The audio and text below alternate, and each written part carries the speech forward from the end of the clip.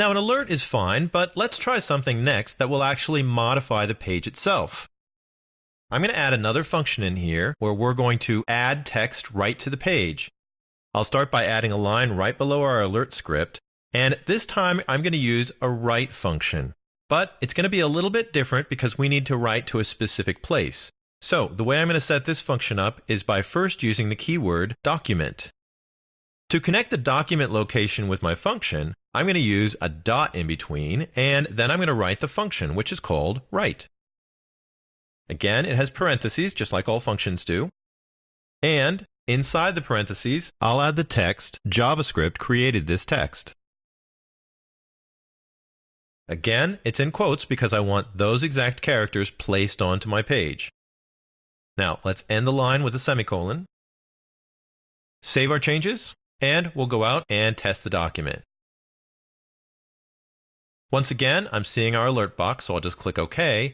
And as soon as I click OK, you can see that our JavaScript text is added right after the paragraph. Now let's try something else with this write function.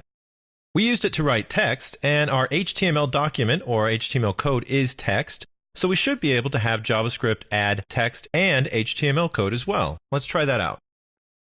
I'll go back to my document. And what we'll do is we'll just go back to the document write statement that we set up before, and let me just add some HTML tags to it.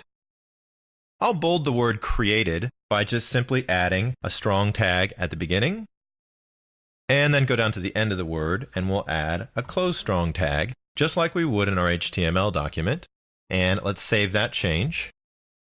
We'll go back to our browser, refresh, and I'll click that OK message one more time. And this time you can see that the word created is bolded just like we wanted it to with our HTML code.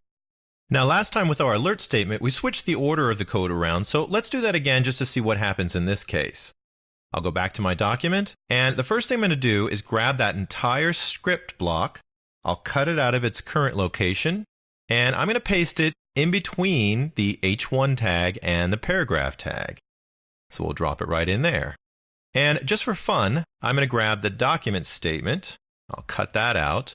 And I'm going to switch places with it and the alert statement. So our document write should happen first, and then we should see the alert. Now, based on what we saw last time, let's see if we can figure out what's going to happen. The page is going to render from the top down, so we should see the title, JavaScript Basics, and we actually should see the document write statement executed next. And then we should see the alert statement come up after that. Now, notice the paragraph is down below all of these, and since the alert kind of pauses everything right in the middle, we have a stopping point, and we should see the title, our JavaScript created this text, and our alert message, and we should only see the paragraph after we finish closing the alert. So let's try it out. I'll save these changes to my document once again. We'll go back out and refresh our page, and let's take a look at what we've got. We've got our title. We've got the JavaScript created this text and our alert box.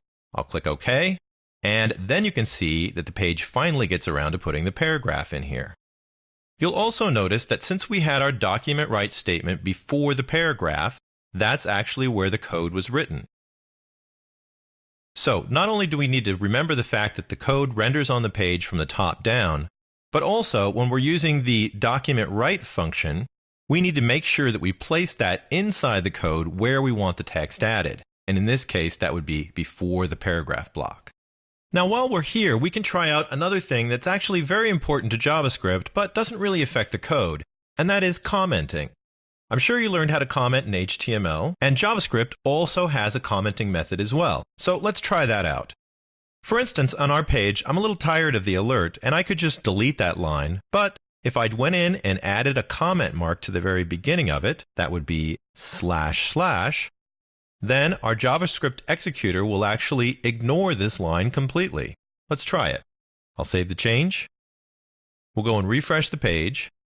And this time we get no alert message. All the rest of the elements come up here just fine, but we're not seeing that one line of code because we commented it out. Now, that's just one use of a comment mark. A more common use of the comment mark is actually to leave notes to yourself or to anyone else who'd be reading the script. If you've gotten script from a really good source, there's a good chance that they've commented portions of the script to tell you what's going on, and that's really helpful. So if you are doing some of your own scripting, it's not a bad idea to leave some notes for when you come back to it later. I could leave a note right in here by using my comment mark // and then following it with whatever I want the comment to be. How about this next statement writes JavaScript to the page? Now, once again, that's going to be ignored by the JavaScript processor, that one line there that we've added in there, and that's just simply a note to myself. Now, there are a couple of other ways that you'll see people use comments inside of their documents, so I might as well show you them as well. For instance, if you're trying to add a comment that goes on more than one line, you can just use another line of the double slashes. So I'll do that here, // This is also a comment. But if you have multiple lines, this can be kind of tiresome. So we have another alternate way that you can mark an area as a comment so that it'll be ignored by the script processor. And that is, instead of using // at the beginning of my comment, I'll change that to /*.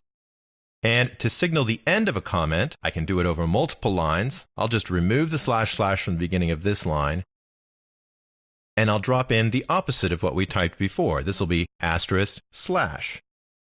And that signals the end of a comment. And in between those two characters, you can have as many lines as you want. So that's typically used to add a lot of description to a script and let others know what's going on with a small paragraph.